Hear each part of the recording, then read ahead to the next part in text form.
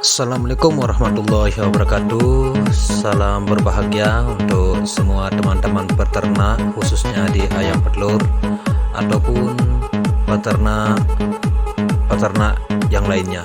Bisa peternak bebek, bisa peternak sapi, kambing dan sebagainya.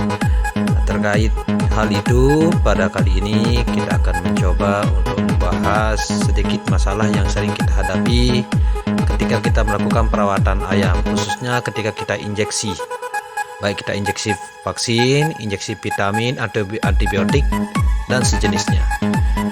Jadi ketika kita melakukan injeksi, ada beberapa masalah yang kita sering hadapi. Di antaranya yaitu cairan tidak bisa keluar atau cairan macet, ataupun cairan tidak presisi yang masuk. Artinya cairan yang masuk ke dalam ternak kita tidak sesuai yang kita inginkan. Misalnya pemberian vitamin yang seharusnya kita masukkan 1 mili, masuknya 0,8, jadi tidak tepat. Baiklah, coba kita akan membahasnya di kali ini.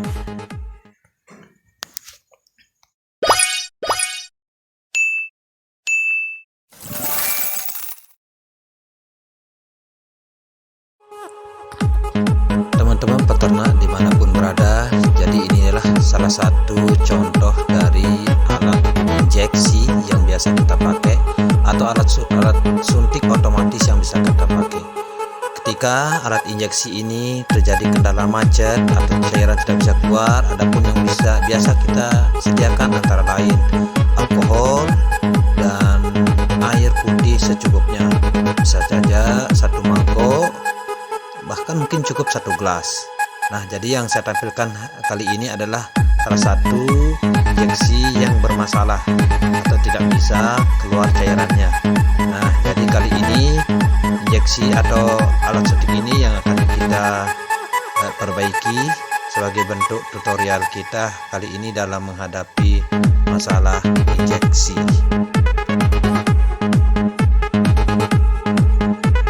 Pertama yang harus kita lakukan ketika kita menghadapi masalah alat suntik kita macet, pertama yaitu kita bersihkan bagian-bagian dalamnya, dimana pembersihan kali ini kita lakukan dengan kita menuangkan alkohol di belakangnya.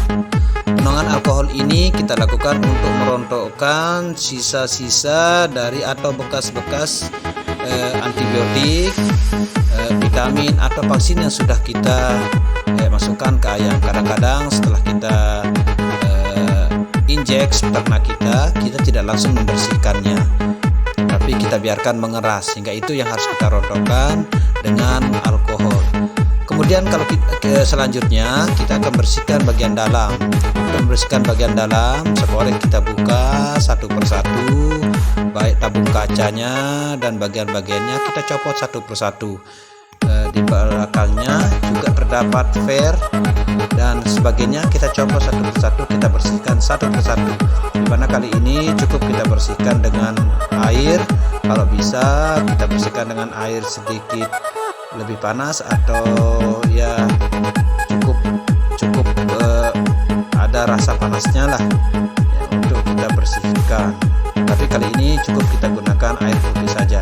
Setelah kita bisa pastikan bagian-bagiannya bersih, bagian-bagian bersih tersebut kita pasang kembali sesuai dengan posisinya masing-masing. Nah, kita masukkan satu persatu, kacanya kita masukkan lagi, atau tabung kacanya kita masukkan lagi. Ketika memasukkan tabung kacanya diharapkan untuk lebih hati-hati, di mana tabungnya ini sangat riskan atau cepat pecah, apalagi dengan merek-merek tertentu. Ada merek-merek yang mungkin sedikit lebih murah harganya sehingga tabung kacanya cepat pecah. Langkah selanjutnya kita akan mencoba untuk menguji setelah kita menuangkan atau membersihkan bagian-bagian dalamnya. Setelah kita coba ternyata cairannya belum lancar atau belum bisa naik, langkah selanjutnya yaitu kita masukkan ujung sekorek ini ke air yang sudah kita siapkan tadi. Masukkan ujungnya ke dalam air, kemudian kita kocok di dalam air ujungnya sampai terasa cairannya keluar.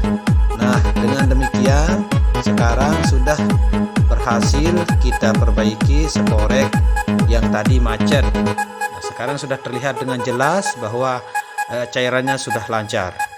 Nah, demikian itulah langkah-langkah yang harus kita lakukan ketika kita mengalami kendala cairan sekorek macet. Baiklah teman-teman, kira-kira itu yang bisa saya sampaikan. Semoga bisa bermanfaat untuk saya pribadi dan untuk Indonesia